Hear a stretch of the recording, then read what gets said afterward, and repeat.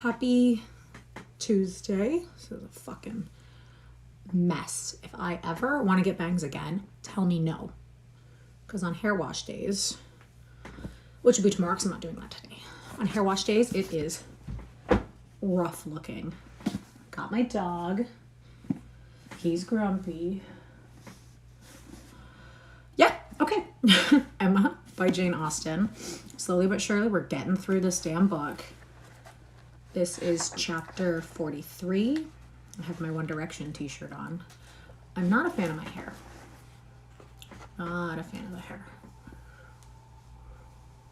You know what I've been listening to lately is Hello. I've been listening to Niall Horan lately and his song Small Talk. Stuck in my head right now. Okay.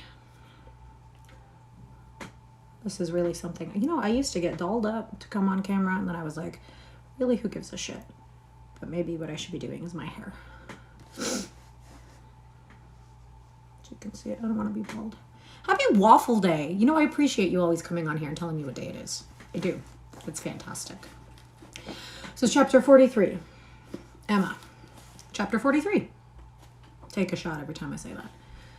They had a very fine day for Box Hill, and all the other outward circumstances of arrangement, accommodation, and punctuality were in favour of a pleasant party. Mr. Weston directed the whole, officiating safely between Hartfield and the vicarage, and everybody was in good time. Emma and Harriet went together, Miss Bates and her niece with the Eltons, the gentlemen on horseback. Mrs. Weston remained with Mr. Woodhouse. Nothing was wanting but to be happy when they got there. 7 miles were travelled in expectation of enjoyment, and everybody had a burst of admiration on first arriving, but in the general amount of the day there was deficiency. There was a languor, a want of spirits, a want of union which could not be got over. They separated too much into parties. The Eltons walked together, Mr. Knightley took charge of Miss Bates and Jane, and Emma and Harriet belonged to Frank Churchill. And Mr. Weston tried, in vain, to make them harmonize better. It seemed at first an accidental division, but it never materially varied. Mr. and Mrs. Elton, indeed, showed no unwillingness to mix and be as agreeable as they could, but during the 2 whole hours that were spent on the hill, they seemed a principle of separation between the other parties, too strong for any fine prospects or any cold collation or any cheerful Mr. Weston to remove. At first, it was downright dullness to Emma. She had never seen Frank Churchill so silent and stupid. He said nothing worth hearing, looked without seeing, admired without intelligence, listened without knowing what she said. While he was so dull, it was no wonder that Harriet should be dull likewise, and they were both insufferable. When they all sat down, it was better, to her taste a great deal better, for Frank Churchill grew talkative and gay, making her his first object. Every distinguishing attention that could be paid was paid to her. To amuse her and be agreeable in her eyes seemed all that he cared for, and Emma, glad to be enlivened, not sorry to be flattered, was gay and easy too, and gave him all the friendly encouragement, the admission to be gallant, which she had ever given in the first and most animating period of their acquaintance, but which now, in her own estimation, meant nothing, though in the judgment of most people looking on it must have had such an appearance as no English word but flirtation could very well describe. Mr. Frank Churchill and Miss Woodhouse flirted together excessively. They were laying themselves open to that very phrase, and to have it sent off in a letter to Maple Grove by one lady, to Ireland by another. Not that Emma was gay and thoughtless from any real felicity. It was rather because she felt less happy than she had expected. She laughed because she was disappointed, and though she liked him for his attentions, and thought them all, whether in friendship, admiration, or playfulness, extremely judicious, they were not winning back her heart. She still intended him for her friend. "How much I am obliged to you," said he, "for telling me to come today. If it had not been for you, I should certainly have lost all the happiness of this party. I had quite determined to go away again."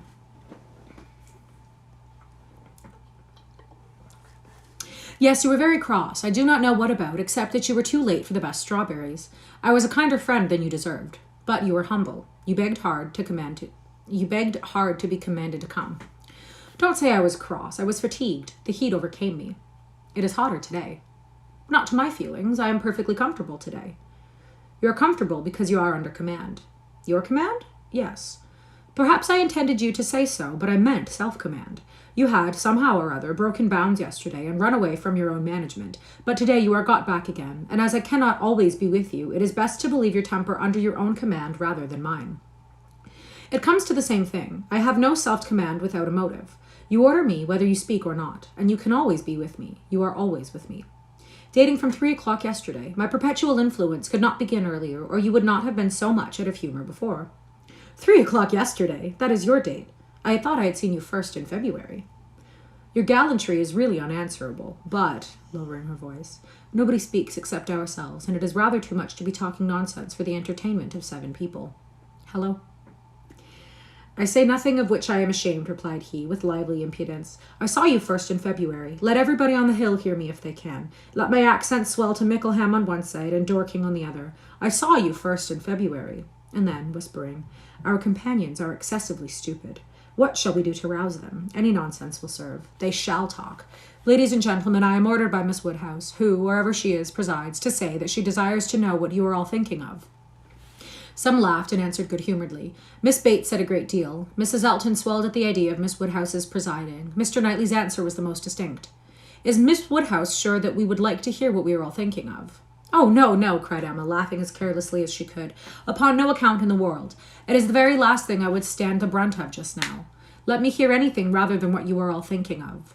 I will not say quite all. There are 1 or 2, perhaps, glancing at Mr. Elton and Harriet, whose thoughts I might not be afraid of knowing. It is a sort of thing, cried Mrs. Elton emphatically, which I should not have thought myself privileged to inquire into, though, perhaps, as the chaperone of the party, I never was in any circle, exploring parties, young ladies, married women. Her mutterings were chiefly to her husband, and he murmured in reply, Very true, my love, very true. Exactly so, indeed, quite unheard of. But some ladies say anything. Better pass it off as a joke. Everybody knows what is due to you. It will not do, whispered Frank to Emma. They are most of them affronted. I will attack them with more address. Ladies and gentlemen, I am ordered by Miss Woodhouse to say that she waives her right of knowing exactly what you may be thinking of, and only requires something very entertaining from each of you in a general way. Here are 7 of you, besides myself, who, she is pleased to say, am very entertaining already. And she only demands from each of you either one thing very clever, be it prose or verse, original or repeated, or 2 things moderately clever, or 3 things very dull indeed, and she engages to laugh heartily at them all. Oh, very well, exclaimed Miss Bates. Then I need not be uneasy. 3 things very dull indeed. That will just do for me, you know. I shall be very sure to say 3 dull things as soon as ever I open my mouth, shan't I? Looking around with the most good-humoured dependence on everybody's assent. Do not you all think I shall? Emma could not resist. Ah, ma'am, but there may be a difficulty. Pardon me, but you will be limited as to number. Only 3 at once. Miss Bates, deceived by the mock ceremony of her manner, did not immediately catch her meaning. But, when it burst on her, it could not anger, though a slight blush showed that it could pain her. Oh, well, to be sure. Yes, I see what she means, turning to Mr. Knightley, and I will try to hold my tongue. I must make myself very disagreeable, or she would not have said such a thing to an old friend.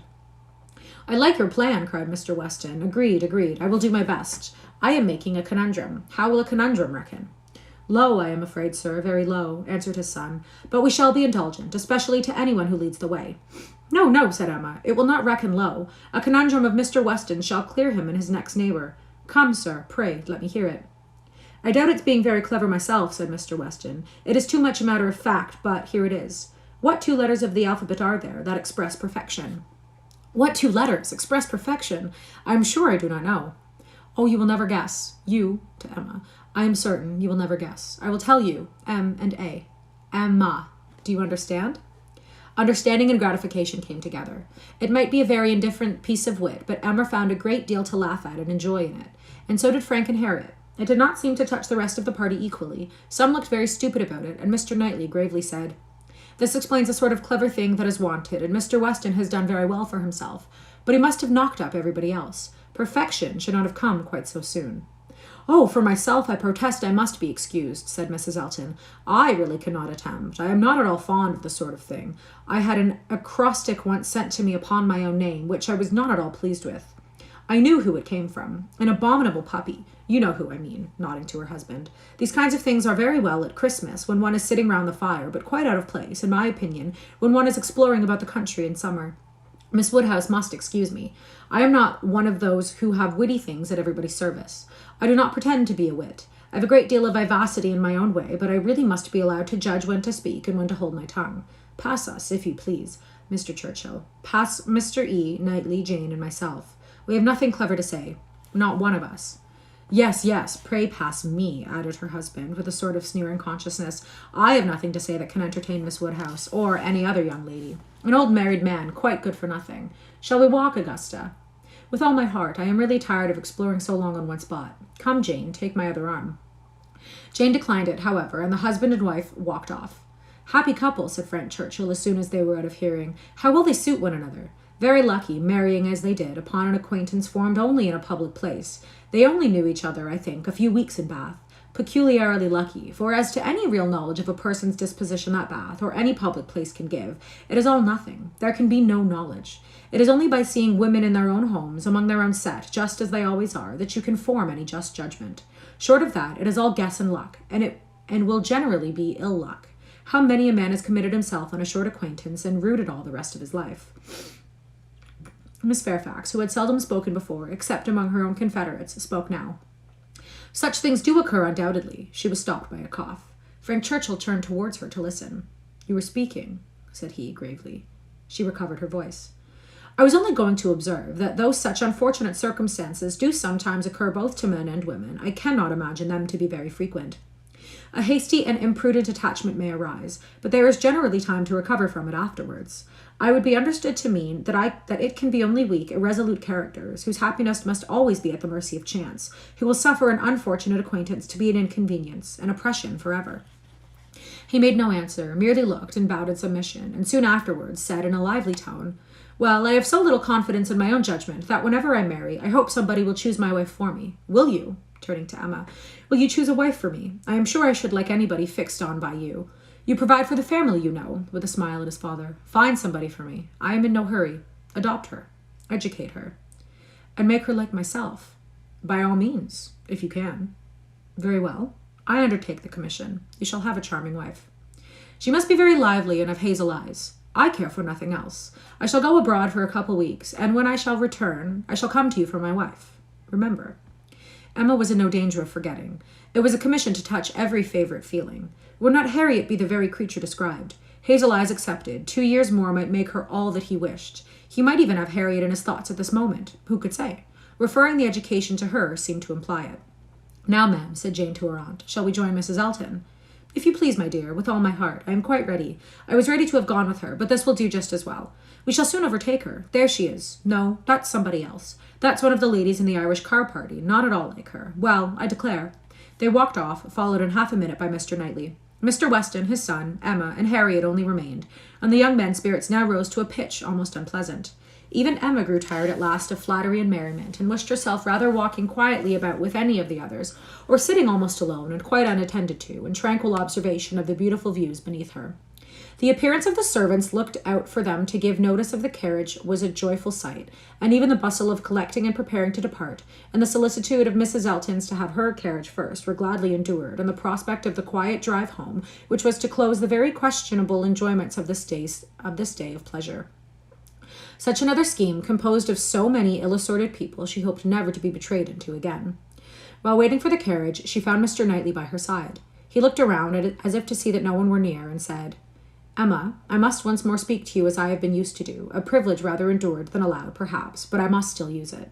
I cannot see you acting wrong without a remonstrance. How could you be so unfeeling to Miss Bates? How could you be so insolent in your wit to a woman of her character, age, and situation? Emma, I had not thought it possible. Emma recollected, blushed, was sorry, but tried to laugh it off. Nay, how could I help saying what I did? Nobody could have helped it. It was not so very bad. I dare say she did not understand me.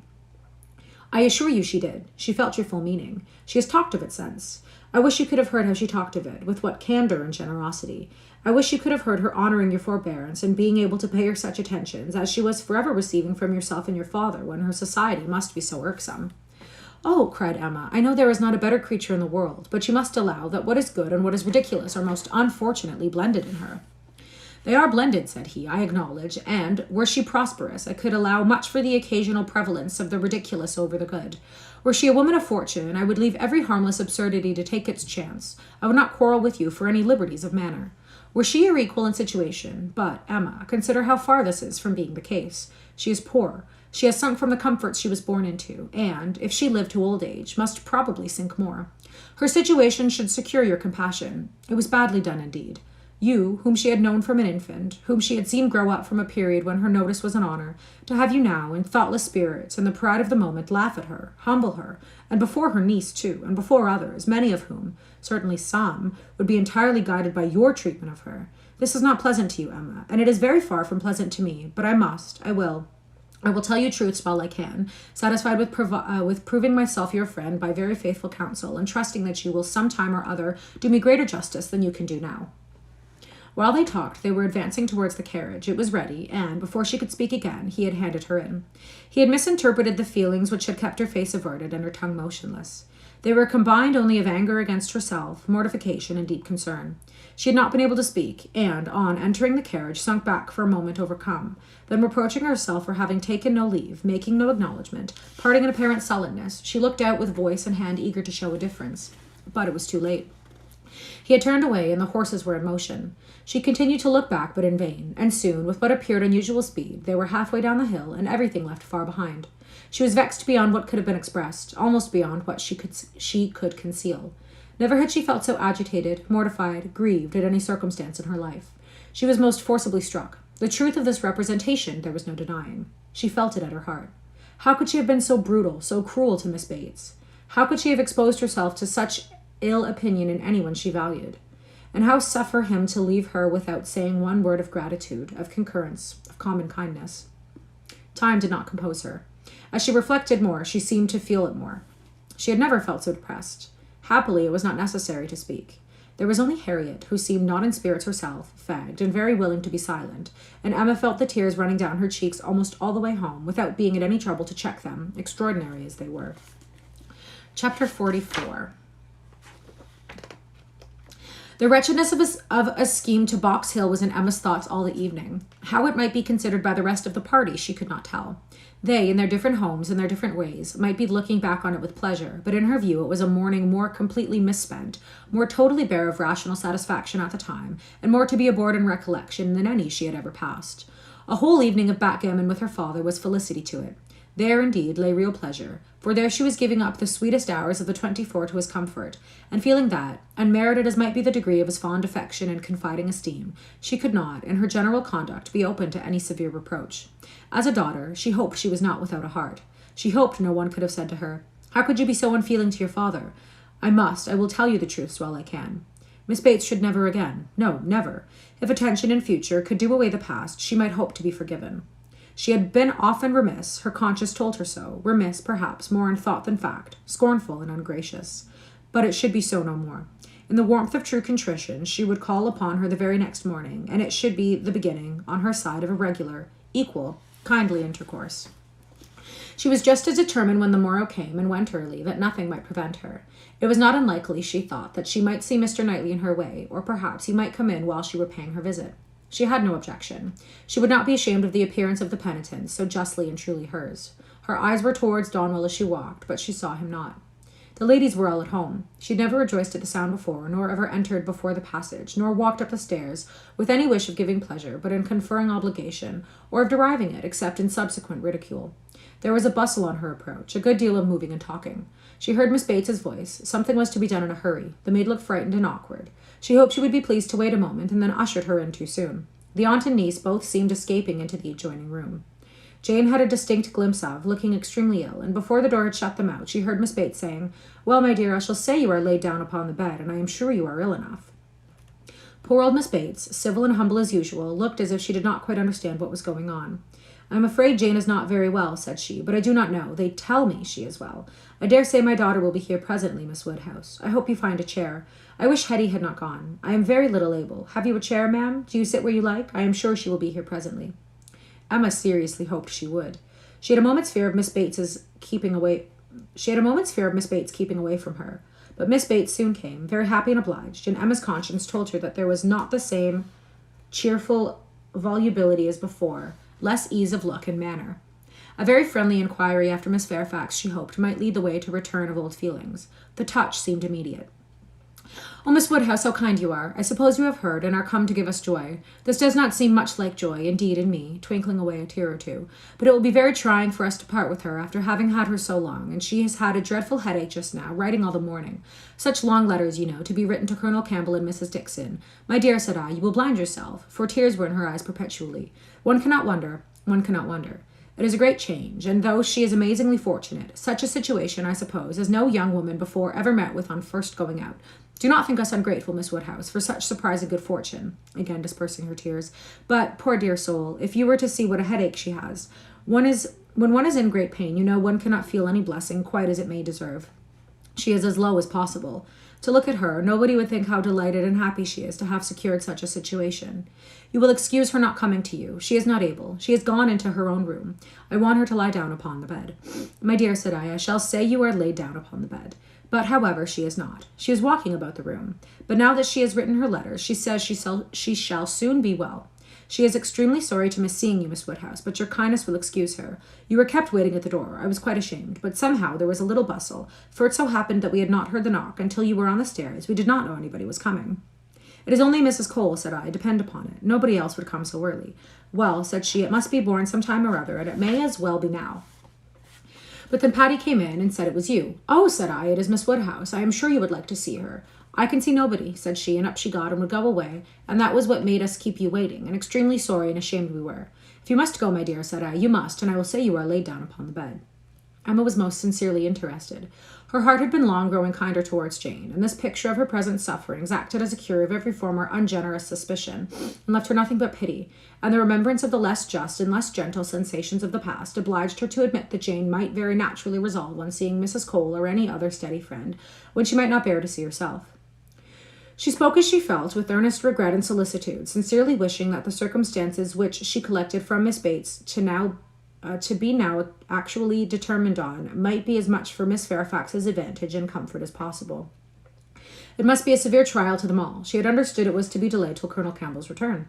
So very kind, replied Miss Bates, but you are always kind. There was no bearing such an always, and to break through her dreadful gratitude, Emma made the direct inquiry of, where, may I ask, is Miss Fairfax going?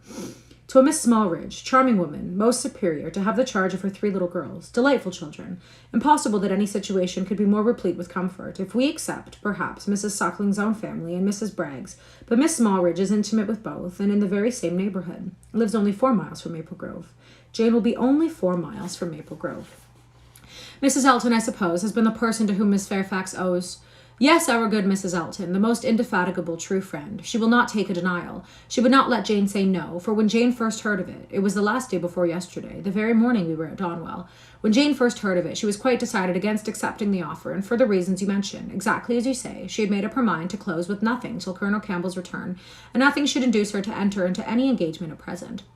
And so she told Mrs. Elton over and over again, and I am sure I had no more idea that she would change her mind. But that good Mrs. Elton, whose judgment never fails her, saw further than I did. It is not everybody that would have stood out in such a kind way as she did, and refused to take Jane's answer, but she positively declared she would not write any such denial yesterday as Jane wished her. She would wait, and, sure enough, yesterday evening it was all settled that Jane should go.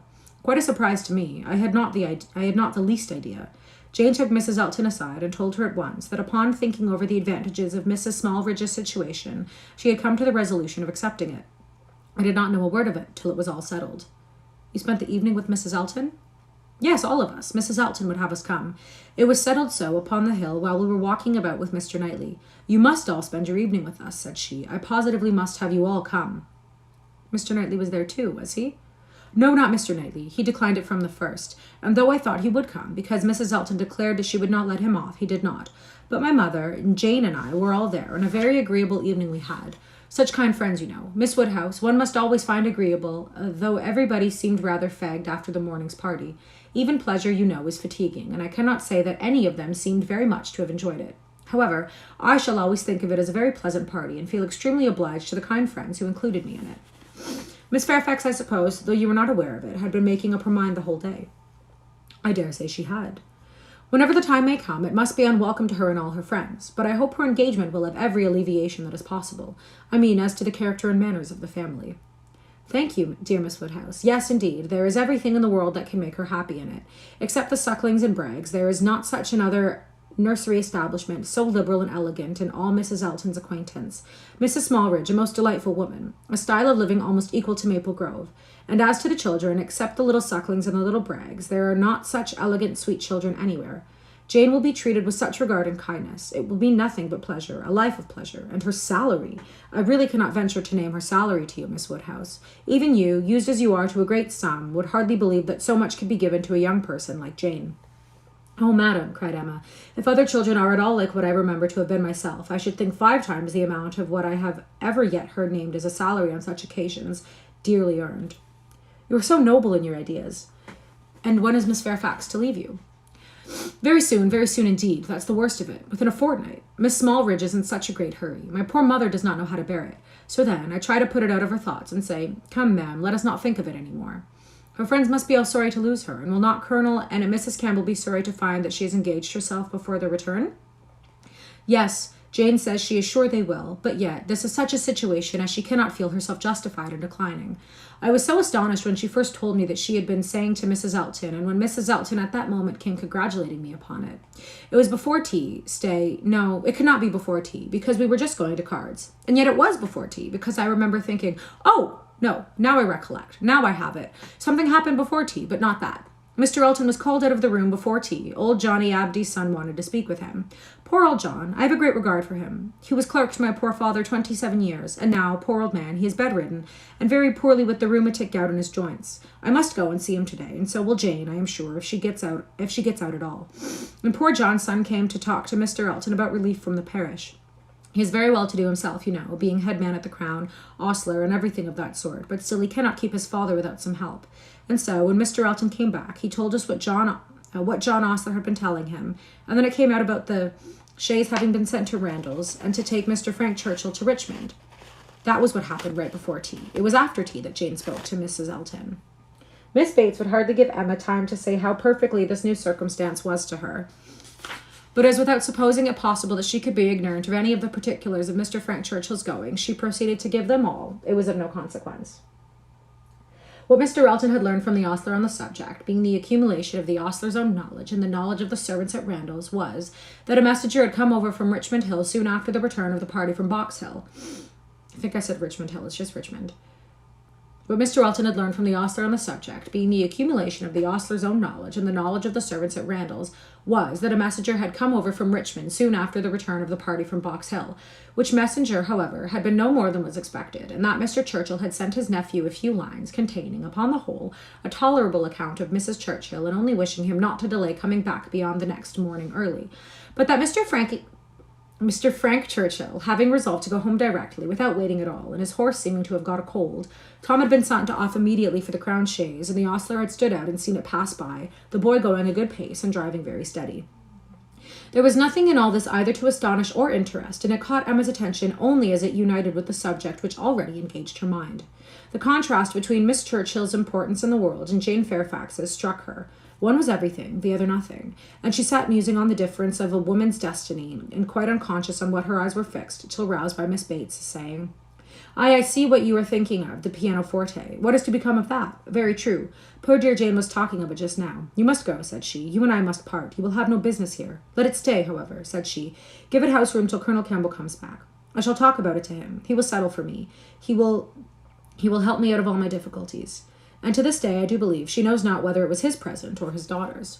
Now Emma was obliged to think of the pianoforte, and the remembrance of all her former fanciful and unfair conjectures was so little pleasing, that she soon allowed herself to believe her visit had been long enough, and, with a repetition of everything she could venture to say of the good wishes which she really felt, took leave.